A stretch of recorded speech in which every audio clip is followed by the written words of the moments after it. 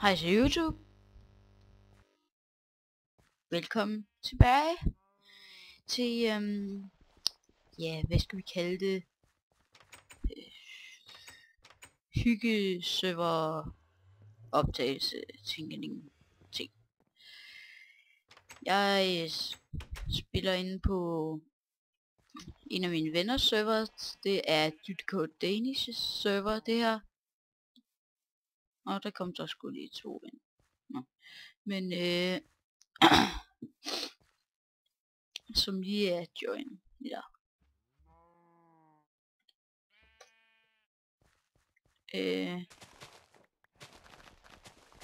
Ja. Det er ikke min server, det er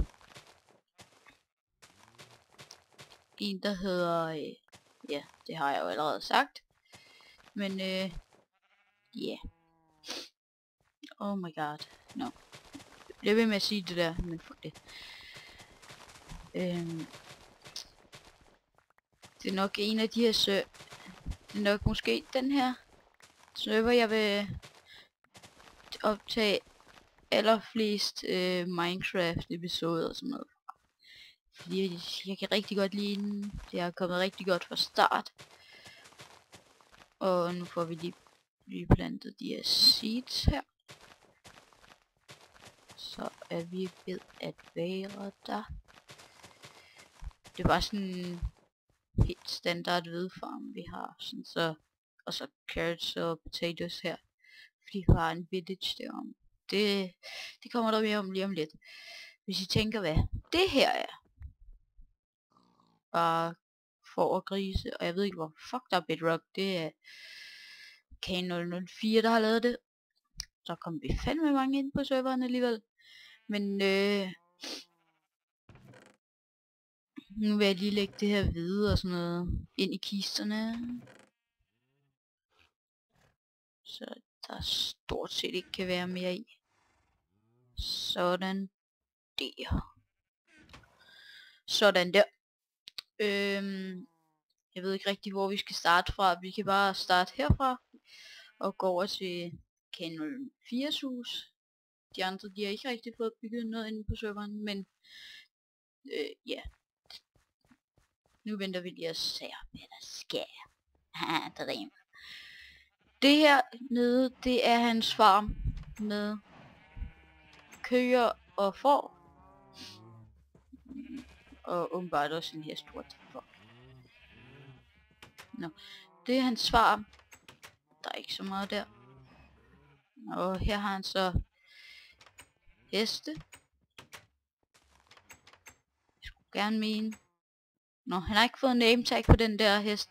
Eller det der æsel, men det skal hedde Pepsi. Og her er hans lille farm. Og den her maskine, jeg ved ikke om I nåede at se den, den har jeg også lavet. Det er bare sådan, hvis jeg nu skal lave noget smooth stone, så putter jeg noget cobblestone herop. Sådan den her, ikke? Stack. Så kører det ned i hoppersne der. Så kører det ned i ovnene. Og så ned i hoppers. Flere hoppers, og så ned i den her kiste. Man får ikke XP af at tage tingene, men det skulle fint nok.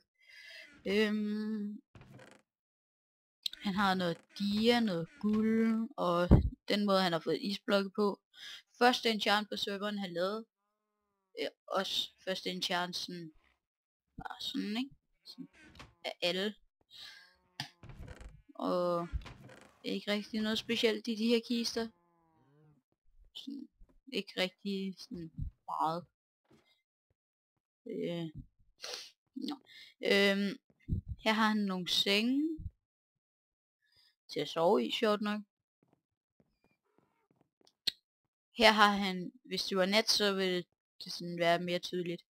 Der er glowstone eller de her blokke, og så, hvis I forestiller jer, at det er nat nu. Her har vi et kedeligt rum, kedeligt og mørkt rum, og nu har vi et lyst og dejligt rum. Crafterrum.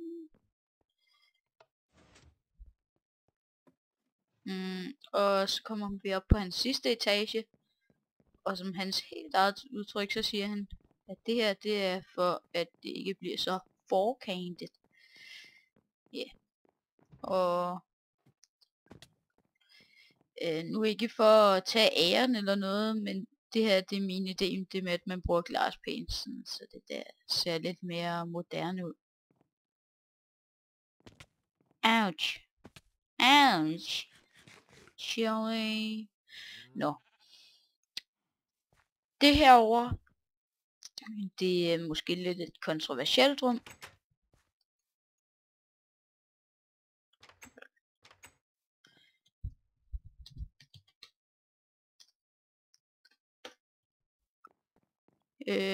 Ja. De her nye carpets, man kan bruge. Der var græs under. Men ja. Ja. Brewing rum. Brewing stand selvfølgelig her, og her skal der så ligge potions og sådan noget. Yep, det gør jeg. Og så er der et crafting table, sådan lidt standard. Og så er der sat det her, for helvede. Så er der sat bogreoler, så det går til level 30. Sådan meget standard. Og så kan vi lige prøve at gå til nether. Det er helt nether-spawn, jeg nogensinde har set det her. Jeg har nok også set det i en K004's video, altså DK Danish's video. Jeg kalder ham bare for Magnus, fordi han hedder det. Det her det er så vores anden portal, men den er åbenbart slukket, jeg ved ikke hvorfor. Så vi spawner jo bare herover. Hvis vi ikke kan finde der tilbage, det kan vi godt, men så skulle jeg også bare bruge slash home. Men så lad os gå tilbage. Og så kan I lige se hvordan det er bygget. Det er ikke det store, selvom det har krævet ok mange materialer. Her har jeg nogle kyllinger, som ikke er blevet sat i sådan en stald eller et eller andet endnu. Jeg ved ikke hvorfor fuck der er cobblestone her. Jeg tror det er mig. Sådan der. Det der bedrock, det er bare noget han har sat, men det er bare en ø vi har, sådan en rimelig stor ø. Der er også, ja, det er en meget fin lille ø det her, eller faktisk ikke særlig lille, den er rimelig stor. Lad os lige finde en græsblok og bruge det her på, altså, fuck.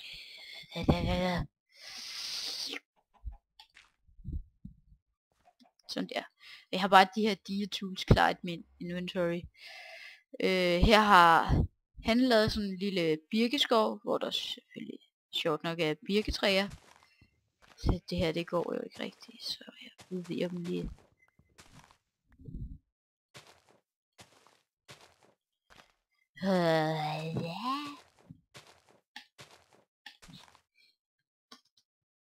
Yeah.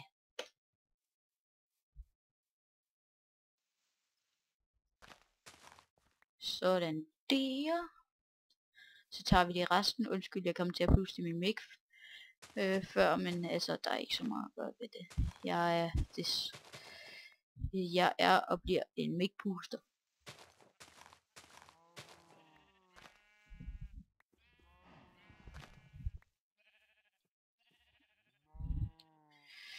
Yep. Okay, jeg skriver ikke en gang til. Siger der altså. I må gerne skrive, hvad for en texturepack I gerne vil have på, fordi jeg gider ikke sådan selv til at vælge, hvad for en texturepack der skal på. Så. Hehe. Brostet.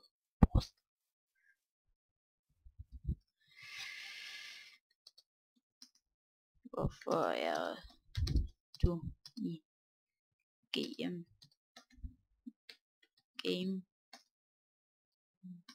mode Magnus? Det kan ikke noget 4, han hedder Magnus, men nu til mit hus. Og det er mine ting, der står her, og det er også mine heste og sådan noget. I kan se, jeg har sådan rimelig gode ting. Grunden til, at jeg har lavet de der golden apples, Det er fordi, dem skal man bruge til at... Lol. Når vi kan lave en. Vi kan faktisk lave et guldæble, men altså, fuck det. Fuck. Så skal det fandme ikke være der.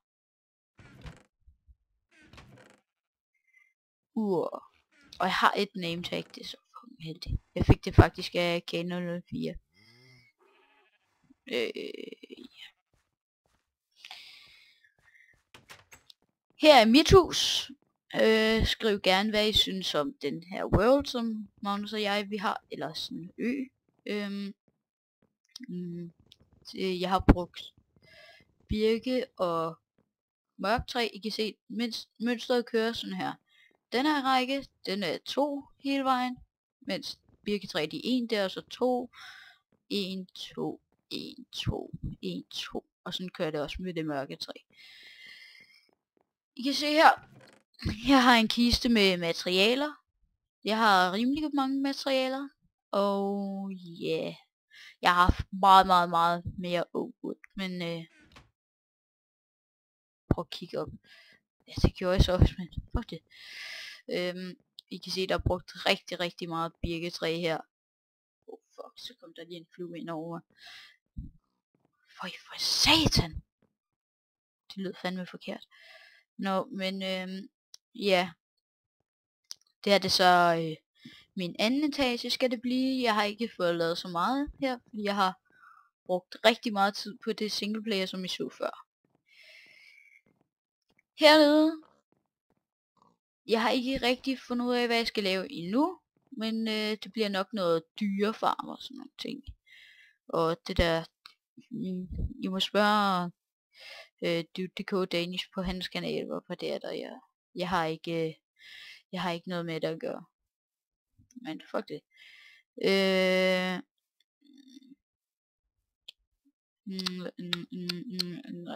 Nu kan vi jo se det der rum deroppe.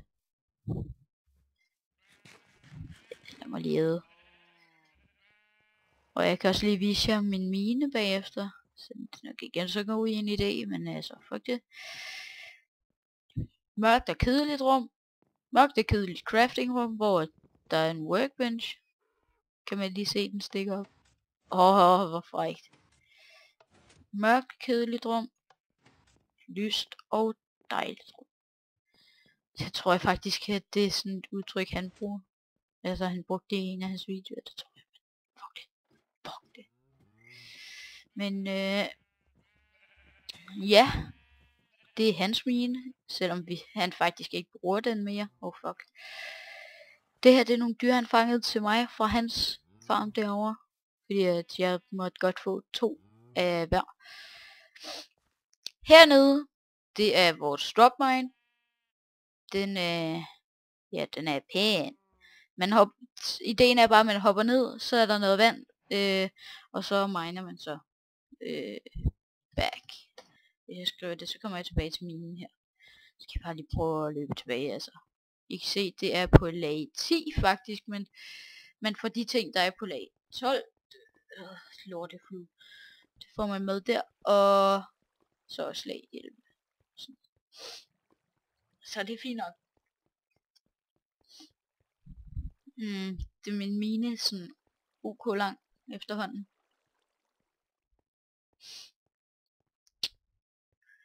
Men bare lige for jeres skyld kan jeg lige løbe tilbage. Så er vi her. Ja. Så kan I se, så er det bare meningen. Wow, så lander man i det her vand. Så kan man gå op her. Det er sådan, så man ikke tager fall damage. Så går man ind her, så har vi 2 miner hver. Kan I se. Og så er det bare med at mine derudad. For du ind. Det har jeg sgu ikke engang set. Fuck, hvor fedt.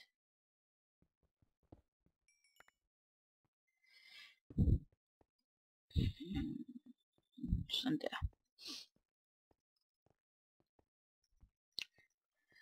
Skal vi lige prøve at finde noget dier, hvis vi er brug nok til det.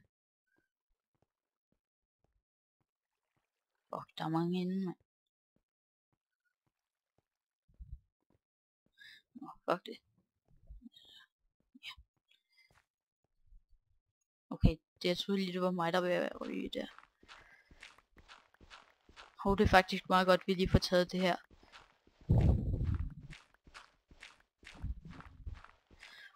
Ja, når han skriver warp det der, så kommer det også i tanke om, at de skal da lige se warp skat bagefter.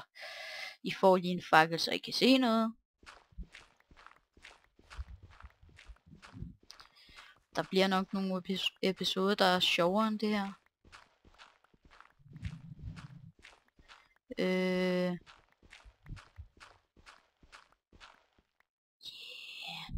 Hvad er der? Der er ikke så meget.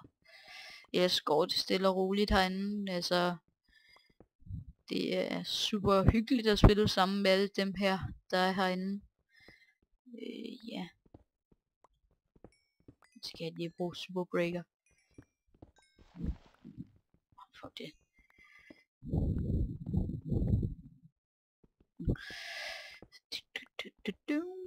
Det er meget godt at tage guld. Det er meget godt at tage guld. Det er meget godt at tage kul. Både på grund af min XP bar, og så også bare det at tage det. Det er sgu meget godt. Hvis vi lige kommer i level 30 lige om lidt, så kan vi jo lige få en chance af lille svær.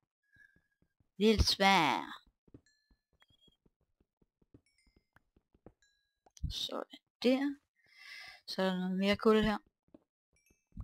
Så kan vi lige sætte en fakkel der for jeres skyld.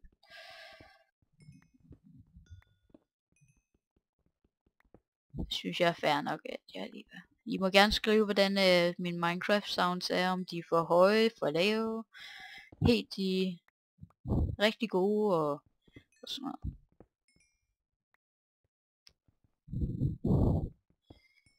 Sådan der. Og så er der også skulle lige noget mere der. Jeg skal køre så. Og sådan der. Fuck. Den blev følsom der, men fuck det.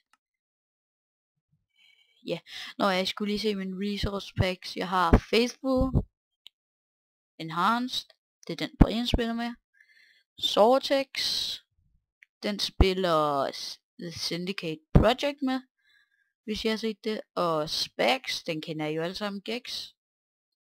Altså, den spiller Gex med. Og Traditional Beauty. Lad os lige prøve bare lige. Jeg cutter lige videoen til vi finder noget dia. I kan se at vi miner stadig efter noget dia til jer. Jeg har bare lige lavet sådan en her, bare lige for at vi kan finde noget dia til jer. Men jeg vender til, så det var også lige et lille eksempel på at jeg ikke bruger X-ray. Så ja.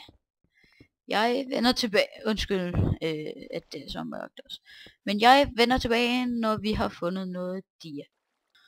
Drenge. Gæt hvad jeg har fundet. Fuck, hvor godt.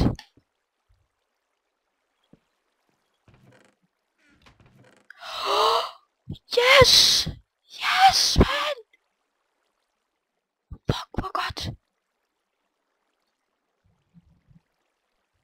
Fuck, hvor godt. Yeah, Benji.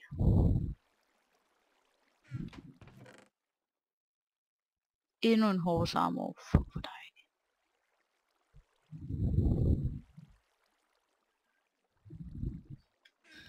Spørg lige.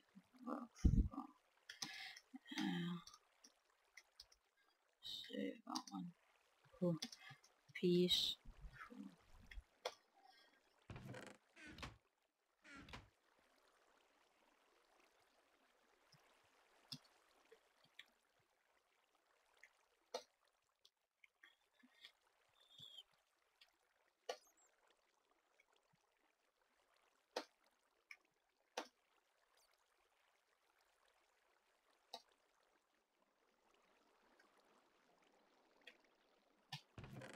Fandme godt, men fuck det godt det er, men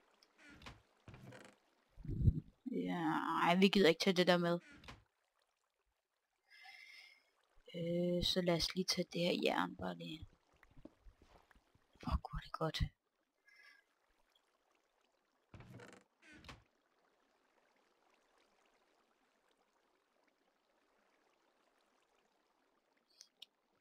Fuck, hvor godt.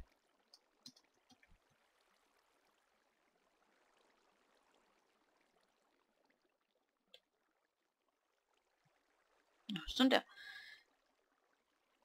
Sådan der, ja tak. Hey, vi skal have koordinater.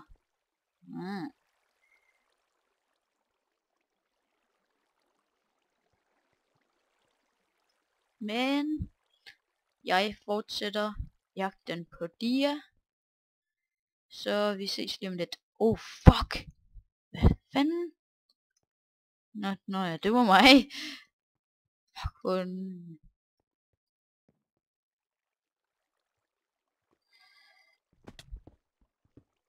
nå. Vi ses, når jeg har fundet dia. Okay, folkens. Jeg kunne ikke finde noget dia. Desværre, men jeg har da fået rimelig gode ting ud af det her. Så lad os lige lad os bare droppe det her direkte ned i hopperen. Altså. Fuck det. Sådan der. Jeg fik rimelig gode ting ud af det der, men jeg tror godt, de så mig tage tingene, men altså, fuck det. Så det der, det der, det der, det der, det der, det der, det der, det der, det der, det der, det der, det der, det der, det der, det der.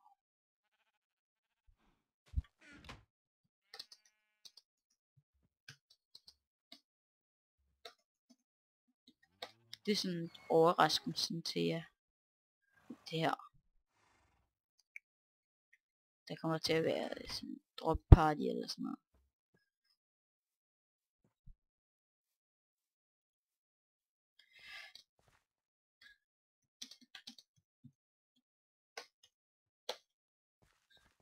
Do it! No.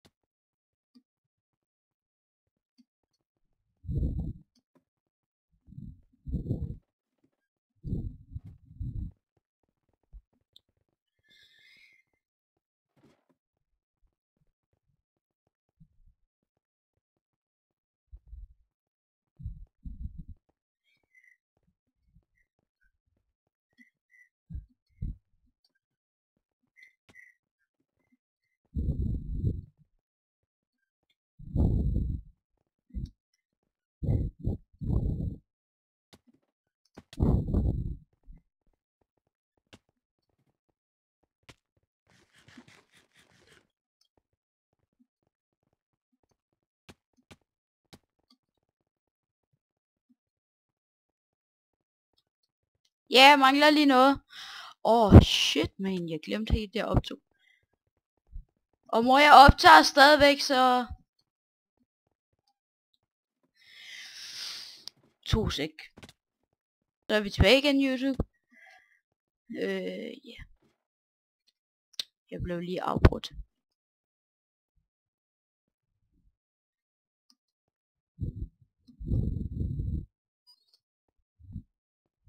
Fuck, hvor godt det her. Man kommer til at få ting ud af det. Oh shit. Lad os lige... Nej. Nej. Det er sgu rimelig svært, den her.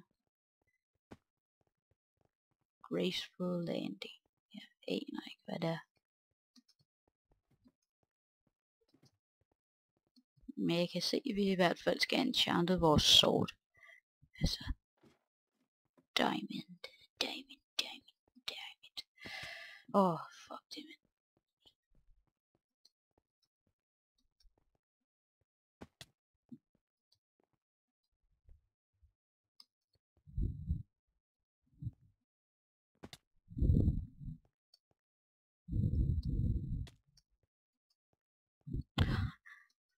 Fuck, man.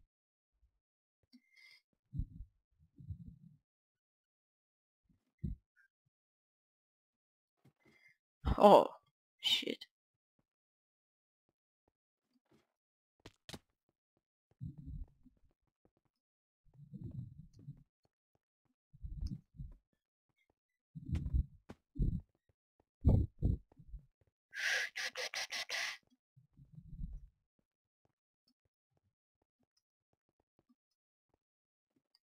Jeg er rimelig koncentreret, når jeg laver det her, så...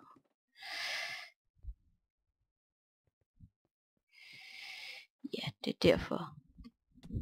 Nej, mand. Nej, han har jo allerede fucking vundet.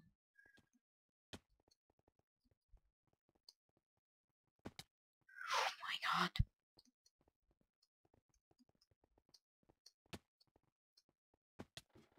Men.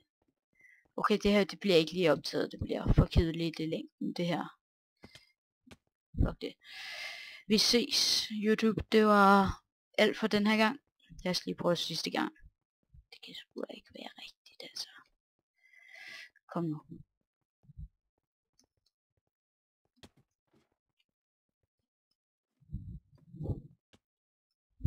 Ej, mand. Noget lort. Nå, vi ses lige om lidt. Eller vi ses næste gang. Rar, rar.